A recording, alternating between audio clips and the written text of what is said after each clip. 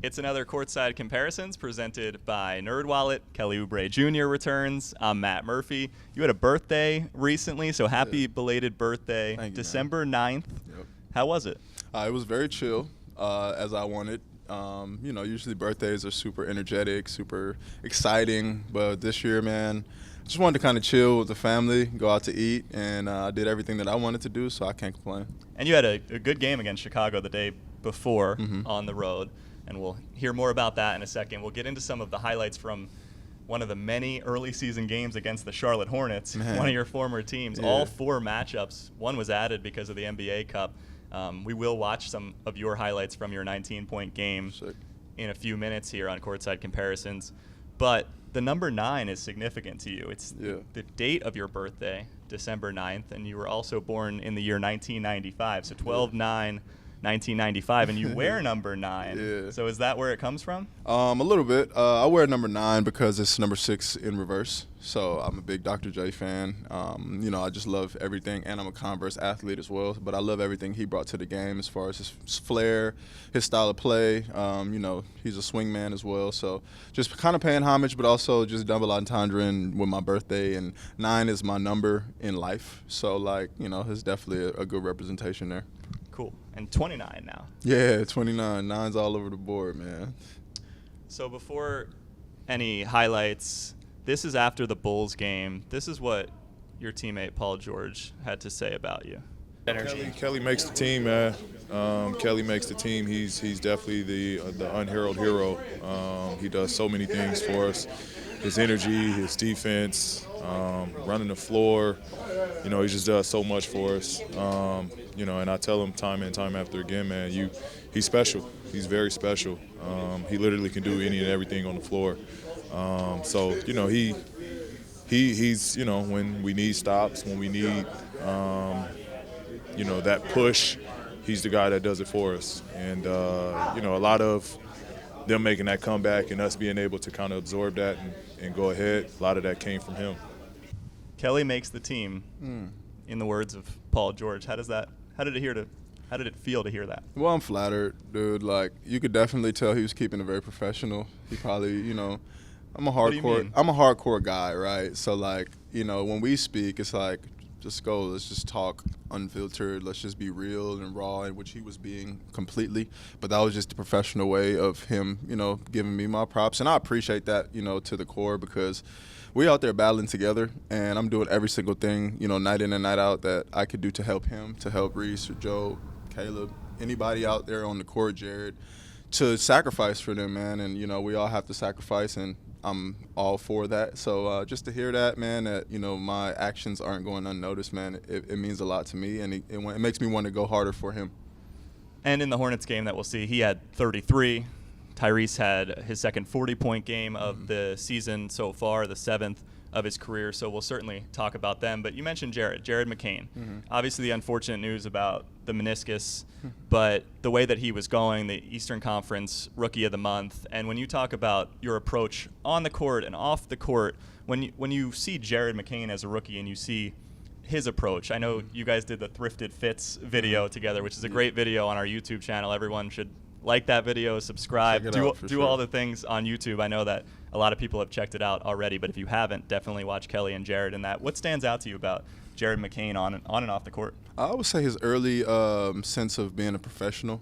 He knows what it's like already in year one to come in every day, take care of your body, do all the things that NBA players aren't seen doing to be able to perform your best on the court. So mentally, man, he's years above his age and years above his tenure in the league, and I just commend that to him because he's obviously had some people in his corner who have told him the right formula to success, and he's following that to a T. And you just see everything kind of show on the court from his performances, and that just goes to show who he is as a person, man. And he wants to be great, and I see a lot of myself in him when he's a little bit mentally more mature than I was at that age, man, and I can only give him all his props and his flowers for that. Year 10 for you already in right. the NBA. We could still go with the theme of number 9 though, because it's 9 full seasons for sure. Still, yeah, so we'll yeah, keep yeah. it as 9 for right. now. Another teammate of yours that's new this season, Caleb Martin. When you first spoke about him being added to the team, you said you're a Martin triplet with Caleb and Cody Martin because Yeah. you played against them in high school. Mm-hmm. You also played with Cody in Yep. Charlotte. But can we talk a little more about that high school game? I know it didn't go your way, but can you Yeah. tell anyone who wasn't following in 2014, you, Findlay Prep, really good team, Yeah. national semifinals against the Martin Twins and Oak Oak Hill. Hill, mhm. What was that game like?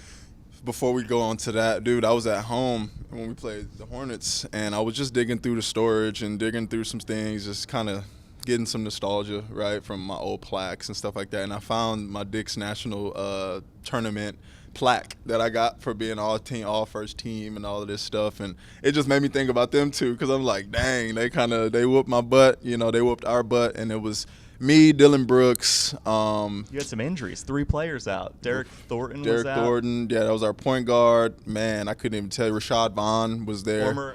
Former Delaware Blue Coat. Right, Rashad right. Vaughn. Shoddy, man. But, dude, it was a stacked game, but obviously Oak Hill and those two brothers over there, they were just like a lot to deal with because they were already, their body was professionally ready. They already knew a great style of play, and, just them playing for a historic team like Oak Hill, man, I think the momentum and the energy that team brought to that's what won them the game. Obviously, because talent-wise, we all matched up pretty well, but they knew what they wanted. They wanted to go play in the Garden the next day, and they beat our butt, and they went to go do it. But I learned actually like what my competition was like. I learned people similar age, similar body types, similar styles on how to get better, and I learned a lot from them in that time, and that obviously allowed me to be here. So everything comes full circle, man. I played with both Cody and Caleb. We just played Cody, and I'm with Caleb every single day, man. But they're the coolest dudes. But when that switch turns on and it's time to go to work, they go to work. So salute to them, man.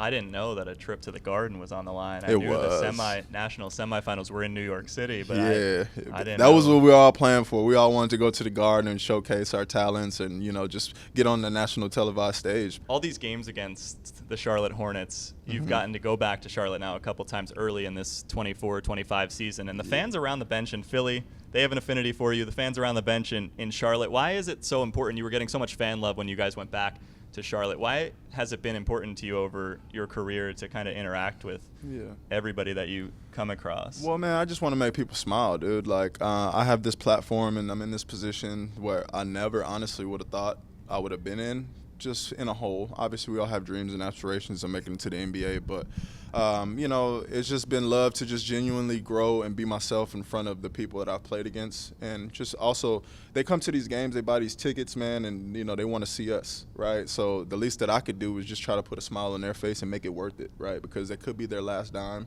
It could be something that they saved up to just experience this 48-minute basketball game, excuse me.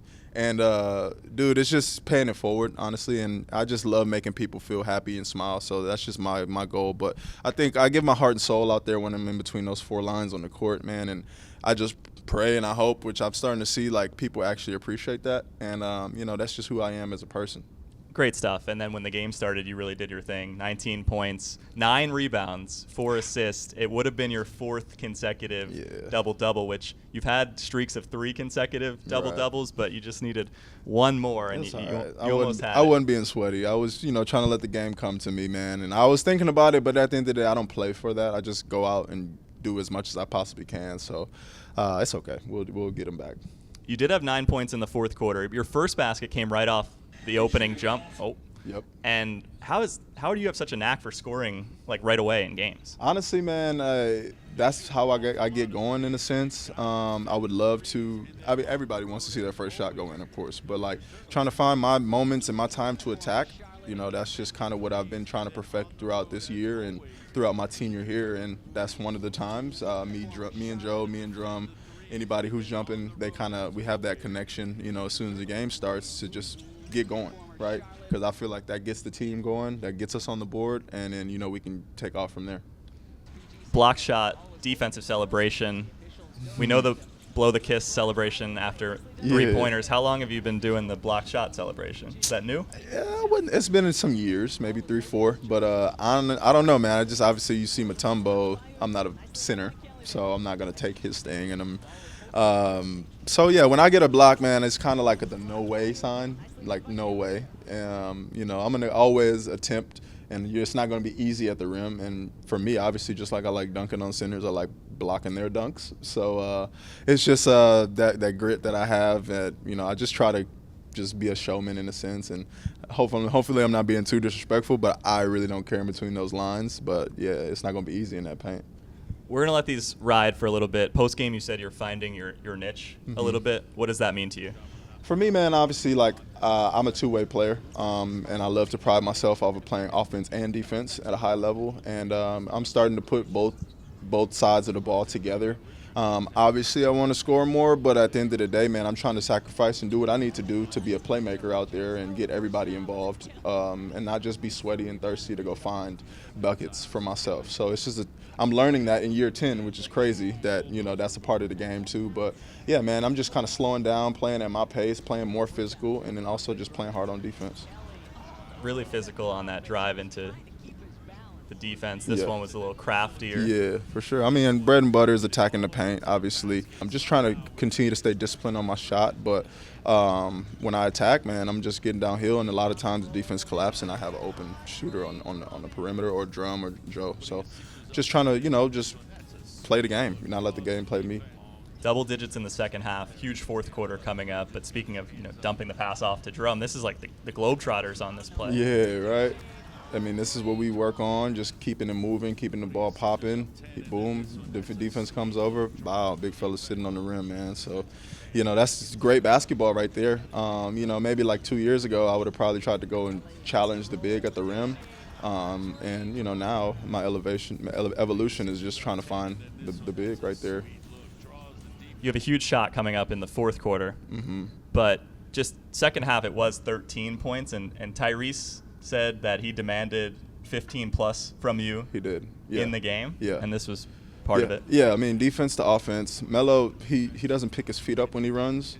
You know, he's the coolest kid ever. So, like, I just heard, like, and I was like, oh, he's about to try to block me. So I had to go with the righty, no dunks, and then I didn't want to, like, embarrass my brother. So, like, it was just one of those ones. But, yeah, man, just being aggressive. Tyrese definitely was very vocal in the game, you know, trying to keep me locked in because him and P were rolling. So, like, you know, they were getting whatever that they wanted, but he was just trying to tell me to stay ready, stay active, stay energetic, man, because we're going to need that down the stretch, and that's what happened. So big shouts to my brother Tyrese for just being a great leader and, you know, just keeping everybody engaged in the game. Speaking of Globetrotters, the big three that you had was a behind-the-back pass from Paul George. We have a good synergy, man. Like, you know, I'm always there to help him and relieve pressure off him when the defense is trying everything that they can to stop him. You see, they put two on the ball here. Boom, just pop, in rhythm. So, you know, we're growing that relationship out there, man, and I'm just blessed to be able to play with him because I'm learning a lot, too. Like, look at his patience, his pace, and just sets up the shooter. Perfect pass in the pocket, man. And you helped set him up on the next made basket on an offensive rebound. Drummond had it at the end of the shot clock, and you had a huge offensive rebound. It ends up with Paul George in the corner for three. Oh, this is the one.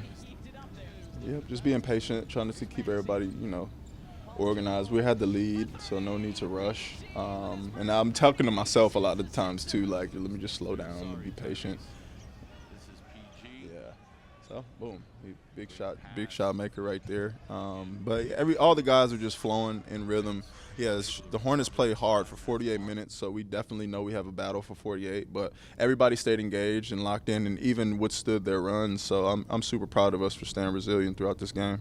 Maxey to Paul, Maxey 40 points, Paul George 33 points. When they're flowing, what is Paul George at his best, Tyrese Maxey at his best? Man, it's just like the rim is an ocean, honestly. And there's a lot of real estate in the ocean, so, you know, it just seems like the ball just finds the back of the net and it's going through and the other team is taking it out. And then throughout the game, we start manipulating, doing little things different, finding different reads, and that opens everybody else up. So, I mean, that's the way that game flows. And obviously we don't make every shot every single night, of course, but at the end of the day, man, just to find that camaraderie and just feel good about what we're doing out there. I think we found that, you know, throughout the game.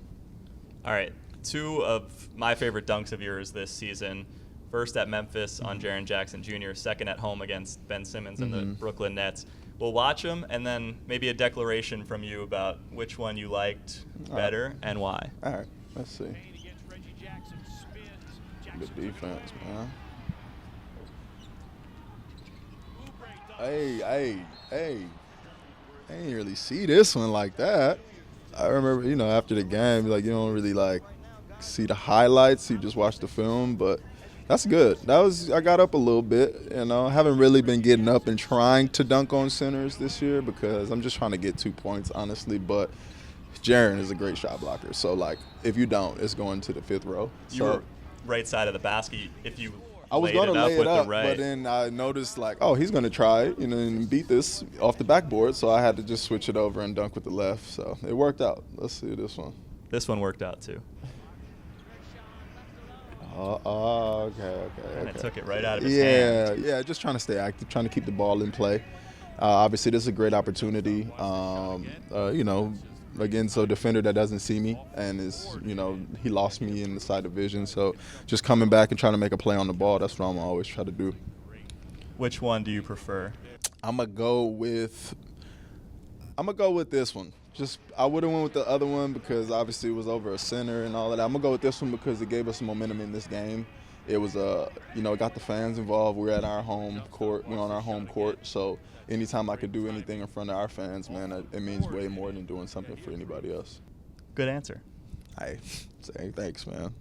Shout out to our fans, though, straight up. Last thing for you is that those fans, they might see on social media you traveling with the guitar for road trips. Just wanted to check in on your progress with that. I know part of the reason you said you love basketball is because that you like things that you have to consistently get better at. It seems like guitar would fit into that category. How's it going? What songs do you know how to play? Good question, man. It's going really well, dude. Obviously, I'm not a professional. I'm a professional basketball player, but even me and a professional basketball player, there's a lot that I could still learn and grow within my game and my career. So it just puts things into perspective when I'm a novice, intermediate guitarist who is trying to learn music theory. I'm trying to learn, very complicated songs and things like that with different nuances and stuff. So it's just a creation, man. Like, I'll create a game. We go out there, we start a game, and that's a blank canvas. So at the end of the game, you get to see what we did and created, right? But learning an instrument or something, which is very meditative for me, it can kind of get stressful, obviously, when I hit those blocks and, it's hard to learn something or my mind isn't really working. But I just try to, keep everything in life consistent, man. And, I feel better whenever I learn something, or if I'm not good at something and I check my progress a week later and I can do it, that's amazing. So right now, man, I'm actually trying to learn fingerstyle.